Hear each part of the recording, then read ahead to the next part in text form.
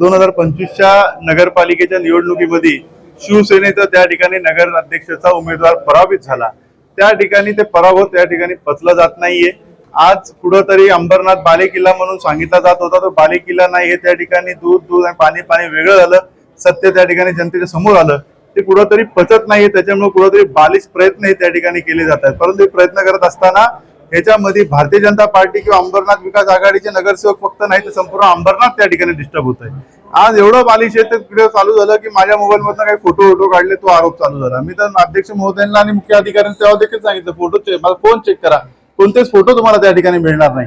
त्यात मी बोलतो माझ्या मोबाईल मध्ये फोटो असले किंवा मी काढले सुद्धा, परंतु तिकडे स्वतः लाईव्ह कॅमेरा शूटिंग चालू आहे, वरती पत्रकार बांधव बसले, ते फोटो काढतात। म्हणजे काय टेक्नॉलॉजी का मोबाईलचा कॅमेरा अभिजित करंजुलेकडेच नाही, तर आज अंबरनाथ शहर भारताच्या लहान देशाच्या लहान मुलांमध्ये जगाच्या असा काही लय मोठा विशेष तो काही नव्हता।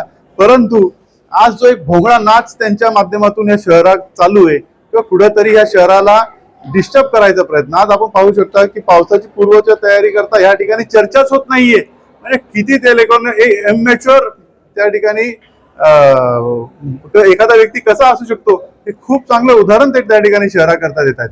त्या ठिकाणी कोणी आज नगरसेवक येते, बोलतो आम्ही 5 टर्म नगरसेवक आहे, 4 टर्म नगरसेवक आहे, एक असा पायंडा ते आमच्या समोर आणतायत। आम्ही आलेलो जे नवनिर्वाचित आहोत, उलट आम्हाला त्या ठिकाणी त्यांनी समजवलं पाहिजे कामाची पद्धत त्या ठिकाणी आणि एकत्रित कामं कशी होती या शहराकरता, हे त्या ठिकाणी पायंडा पाडला पाहिजे। परंतु काहीतरी एका छोट्या एक शब्दाला घेऊन त्या ठिकाणी संपूर्ण सभा तहकूब करणं, हे काही पायंडा नाही, हा काही विषय नाही। आणि कुठेतरी त्या 4 मतांच्या जोरावर हे अशा काही कृत्य होत असेल तर मी या ठिकाणी मीडियाच्या माध्यमातून अस्वस्थ करतो अंबरनाथ शहराला। ज्या 4 मतांच्या जोरावर त्या अंबरनाथ शहराला त्रास देण्याचा किंवा डिस्टर्ब करण्याचा प्रयत्न होतोय, त्या ठिकाणी कुठेतरी कोंबडा लपवायचा प्रयत्न झाला, परंतु कोंबड्या लपवण्याने सूर्योदय व्हायचा राहत नाही, सूर्योदय होणार।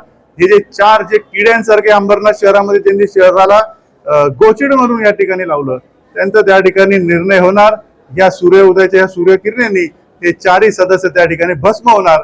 मी या ठिकाणी आपल्याला आश्वासित करतो, सर्व काही गोष्टी होणार, सर्व काही सुरळीत होणार। परंतु आज अंबरनाथ शहरामध्ये पण यांचं चित्र बघून द्या।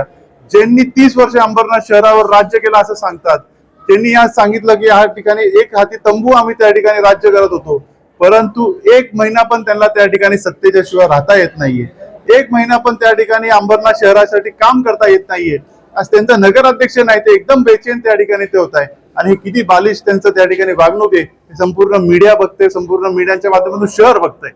उलट मी त्यांना या ठिकाणी विनंती करतो की तुम्ही या शहराच्या विकासासाठी, या शहरांच्या प्रश्नासाठी आपण एकत्र बसू, परंतु काहीतरी वेगळ्याच विषयावर त्या ठिकाणी चर्चा न्यायची आणि कुठंतरी परत तो विषय मतदानावर आणायचा आणि ह्या 4 मतांच्या जोरावर हे शहर परत वेठीस धरायचं। आज आम्ही नवनिर्वाचित नगरसेवकांसमोर हे काय पायंडा त्या ठिकाणी पाडतायत।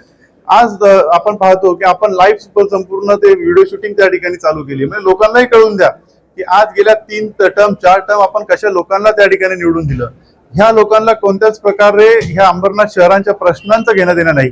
कुठंतरी त्यांचा स्वार्थ त्या ठिकाणी निवडणुकीमध्ये पूर्ण झाला नाही, कुठंतरी त्यांच्या नगराध्यक्षाच्या निवडणुकीत उमेदवार त्या ठिकाणी विजय झाला नाही, तर एवढं त्यांना त्या ठिकाणी ते गोष्ट आज देखील पचत नाहीये। आणि कुठंतरी त्याचं अपचन उदाहरण हे या ठिकाणी प्रत्येक सभागृहात भेटतं।